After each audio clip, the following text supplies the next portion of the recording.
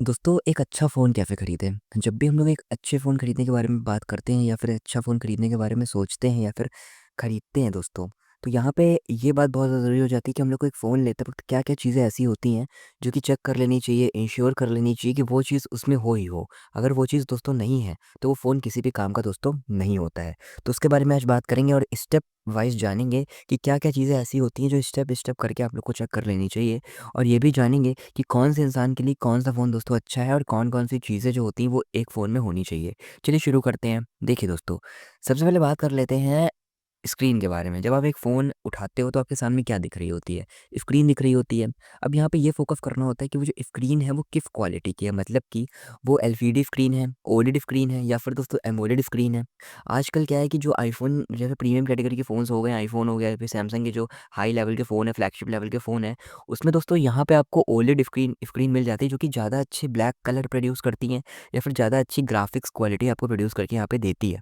मगर अगर आप एक बजट रेंज फ़ोन लेते हो दोस्तों, तो उसमें कम से कम फुल एचडी या फिर एफएचडी स्क्रीन, मतलब कि एलसीडी स्क्रीन और एफएचडी के साथ दोस्तों होनी चाहिए। अगर ये इतना है तो आपके जो फ़ोन की ग्राफ़िक्स है या फिर जो कंटेंट कंज़प्शन है वो ज़्यादा अच्छा हो जाएगा, जिसकी वज़ह से जो मल्टीमीडिया कंटेंट आप देख रहे हो, वो सब कुछ आपको यहाँ पे अच्छा देखने को दोस्तों मिल जाता है। उसके बाद दोस्तों बात आ जाती है कि जो स्क्रीन है वो देखिए रेंज के हिसाब से होता है। अगर आपको ज़्यादा टाइम पर फ़ोन, एक बजट फ़ोन आप ले रहे हो जिसमें आपको सारी फैसिलिटीज़ चाहिए, तो उसमें अगर एलसीडी स्क्रीन है या फिर आईपीएस एलसीडी स्क्रीन है तो चलता है। लेकिन अगर आप एक थोड़ा-सा मतलब आपका बजट 20-25 हज़ार तक का है, थोड़ा ज़्यादा बजट है, तो वहाँ पे दोस्तों आप जे जा सकते हो एमोलेड स्क्रीन की तरफ, क्योंकि एमोलेड स्क्रीन के जो ग्राफ़िक्स होते हैं, जो बोल सकते हैं जो कलर एक्यूरेसी होती है या फिर कलर कॉन्ट्रास्ट होता है, वो ज़्यादा अच्छा आपको यहाँ पे देखने को मिल जाता है। तो अगर एक बजट रेंज फ़ोन है तो एलसीडी स्क्रीन चलेगी, अगर आप एक थोड़ा-सा महँगा फ़ोन ले रहे हो तो एमोलेड चलती है, और अगर आप एक फ्लैगशिप लेवल का फ़ोन ले रहे हो, तो वहाँ पे आपको ओलेड कलर देखने को दोस्तों मिल जाते हैं। वहीं सेकंड नंबर पे जो सबसे ज़रूरी चीज़ होती है, वो होती है दोस्तों स्टोरेज कैसी है। फ़ोन की स्टोरेज दोस्तों बड़ा ही ज़्यादा मायने रखती है। अगर अब देखिए 3 तरीके की दुनिया में लोग होते हैं। पहला होता है स्टूडेंट, जो कि हल्के-फुल्के काम तो नहीं करता है, सबसे ज़्यादा काम तो एक स्टूडेंट के पास ही होता है। तो उसको कम से कम अगर एकदम ही जो है कम रेंज का फ़ोन ले रहा है, तो कम से कम 8 जीबी रैम तो होनी ही होनी चाहिए। 6 जीबी रैम होनी चाहिए या फिर 8 जीबी या 6 जीबी में वो देख सकता है। मगर अगर 4 जीबी रैम है, तो वो फ़ोन बिल्कुल भी ना ले। 4 जीबी फ़ोन अगर मैं चाहूँ ना तो किसी को भी रिकमेंड नहीं करूँगा। चाहे वो कोई भी इंसान हो, चाहे वो कोई ज़्यादा स्टोरेज वाले लेना चाहता हो या फिर कोई एकदम ही मतलब बजट रेंज फ़ोन ले रहा हो, लेकिन 4 जीबी रैम दोस्तों बिल्कुल ही ख़राब होती है। आज के ज़माने में एक रिक्शे वाला हो या फिर कोई भी इंसान हो, वो 6 जीबी रैम का फ़ोन तो लेता ही लेता है, और 6 जीबी रैम का फ़ोन कोई इतना महँगा नहीं आता है, बजट में आ जाता है। 8-9 हज़ार रुपए के अंदर दोस्तों 8-8 जीबी के फ़ोन के रैम आ रहे हैं, तो आप चाहो तो यहाँ पे 6 जीबी वाला तो ले ही लो, क्योंकि अगर आप एकदम ही घिसा-पिटा फ़ोन ले रहे हो, तो कम से कम 6 जीबी रैम, कम से कम 6 जीबी, 6 जीबी से कम बिल्कुल नहीं। 6 जीबी रैम है, आपका फ़ोन अच्छा खासा काम करेगा, और आपको परेशानी कभी भी क्रिएट करके दोस्तों यहाँ पे नहीं देने वाला है।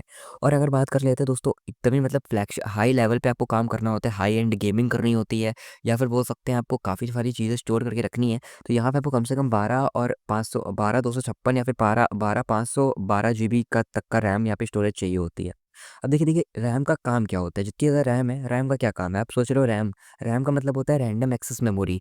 मतलब कि आपके फ़ोन में जितने भी टास्क आप कर रहे हो, जितनी भी चीज़ें चला रहे हो, वो जितनी जल्दी-जल्दी चल रही हैं, हैंग नहीं हो रहा है, लैग नहीं हो रहा है, कोई प्रॉब्लम नहीं क्रिएट हो रही है, मल्टीपल ऐप्स मल्टीटास्किंग कर ले रहे हो, तो उस तरीके के काम करने के लिए रैम चाहिए होती है। अब जितनी ज़्यादा रैम होती है, उतनी ही ज़्यादा जल्दी आपके जल्दी तेज़ी तरीके से, फ़ास्ट तरीके से आपके जो बोल सकते हैं ऐप्स होते हैं, वो खुलते हैं, और बड़े सारे ऐप्स अगर आप चला रहे हो एक साथ, तो वो भी काम कर लेते हैं।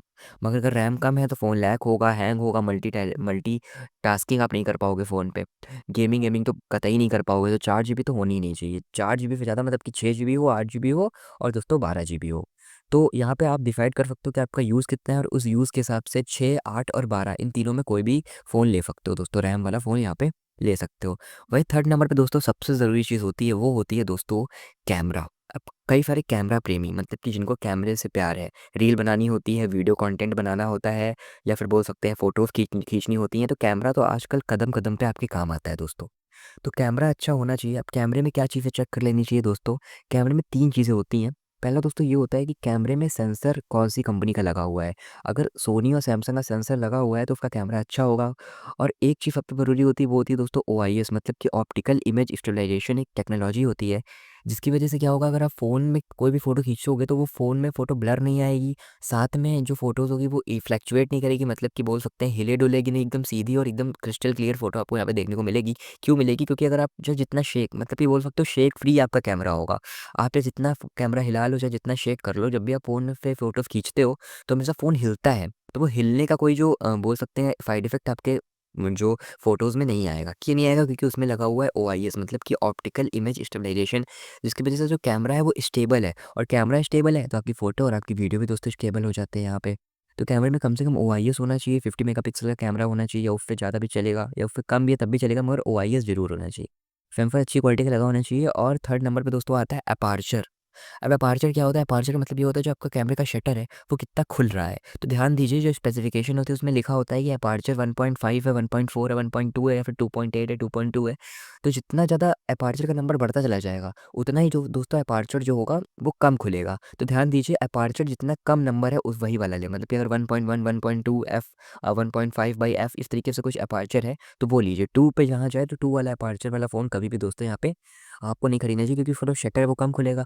अब जब शटर कम खुलेगा तो रोशनी जो है, लाइट जो है वो कम जाएगी अंदर। जब लाइट कम जाएगी तो इमेज दोस्तों अच्छी नहीं आएगी, डिटेलिंग, कलर एक्यूरेसी, या फिर बोल सकते हैं रियल लाइफ इमेजेस आपको यहाँ पे देखने को नहीं मिलेगी, और क्रिस्टल क्लियर इमेजेस आपको यहाँ पे दोस्तों देखने को नहीं मिलेगी।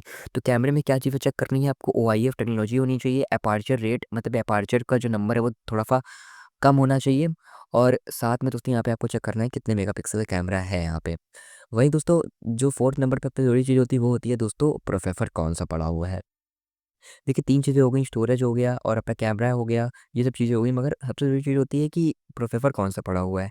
प्रोसेसर अच्छा नहीं है तो फ़ोन लैग करेगा, फ़ोन हैंग करेगा, क्योंकि पूरा समझ लीजिए पूरा फुल फ़ोन वर्क कर रहा है, वो प्रोसेसर की वजह से ही कर रहा है। अगर प्रोसेसर अच्छा नहीं है तो फ़ोन में कुछ काम अच्छे से नहीं करेगा। तो ध्यान दीजिए, ऑक्टा कोर प्रोसेसर होना चाहिए, मतलब कि जो प्रोसेसर में पार्टीशन है, जो प्रोसेसर में रूम्स बने हुए हैं, वो देखिए जो प्रोसेसर के रूम्स होते हैं उनको हम लोग बोलते हैं कोर्स, तो कम से कम 8 कोर्स होने चाहिए। अगर 8 कोर्स है तो सारे काम अलग-अलग जगह डिवाइड हो जाएँगे, जिसकी वजह से जो आपका फ़ोन है वो ज़्यादा अच्छे से दोस्तों यहाँ पे काम करेगा। तो ऑक्टा कोर प्रोसेसर होना चाहिए। साथ में दोस्तों ये भी ध्यान दीजिए कि जो भी आप प्रोसेसर ले रहे हो, चाहे वो मीडियाटेक का ले रहे हो, चाहे वो दोस्तों स्नैपड्रैगन का ले रहे हो, या फिर कोई और कंपनी का भी ले रहे हो, तो वहाँ पे देखिए वो अपडेटेड हो, बिल्कुल ही एकदम ही अपडेटेड हो, एकदम 2025 में लॉन्च हुआ। जैसे अभी आप ले रहे हो तो कम से कम 2025 का हो या फिर 2024 तक का चलेगा। और उससे पहले का दोस्तों कतई मत लीजिए, क्योंकि अभी नए-नए आ चुके हैं और उसी प्राइस रेंज में आपको इतने अच्छे-अच्छे मिल जाएँगे, तो यहाँ पे आपको प्रोसेसर पे भी ध्यान देना दोस्तों हो जाता है। तो पहले नंबर पे क्या हम लोग ने बात करी? पहले नंबर पे हम लोग ने बात करी यहाँ पे, देखिए कैमरे की बात हो गई, स्टोरेज की बात हो गई, वहीं स्क्रीन की पहले नंबर पे बात हो गई, उसके बाद हम लोगों ने कैमरे में बात करी, फिर स्टोरेज के बारे में बात करी, और अब बात करी दोस्तों प्रोसेसर के बारे में। ये 4 चीज़ें अगर आप चेक कर लेते हो दोस्तों, तो आप एक बेहतरीन और एक अच्छा फ़ोन ही दोस्तों खरीदने वाले हो। तो ज़्यादा दिमाग ख़राब करने की ज़रूरत नहीं है, ज़्यादा परेशान होने की ज़रूरत नहीं है। बस इस वीडियो के हिसाब से चलना है, और इस वीडियो में जो-जो बताया गया है, मतलब कि जो-जो चीज़ें आपको, जो-जो क्राइटेरियाज़ आपको बताए गए हैं, जो-जो स्टेप्स आपको बताए गए हैं, वही चेक करने हैं एक फ़ोन लेते वक़्त। और अगर आपने वो चेक कर लिया तो कभी भी फँसोगे नहीं, और एक अच्छा फ़ोन ही दोस्तों यहाँ पे बाय करोगे। तो दोस्तों ये पूरा वीडियो बन जाता है, आपको सब कुछ पता चल जाता है। अगर आपको वीडियो पसंद आता हो, कोई फ़ायदा होता हो दोस्तों, तो चैनल को सब्सक्राइब कर लीजिएगा, बेल आइकन पे जाके ऑल पे दोस्तों क्लिक भी कर दीजिएगा। इससे आपको मेरी सभी वीडियोज़ की नोटिफ़िकेशन जल्दी से जल्दी दोस्तों आ जाएगी। Thank you.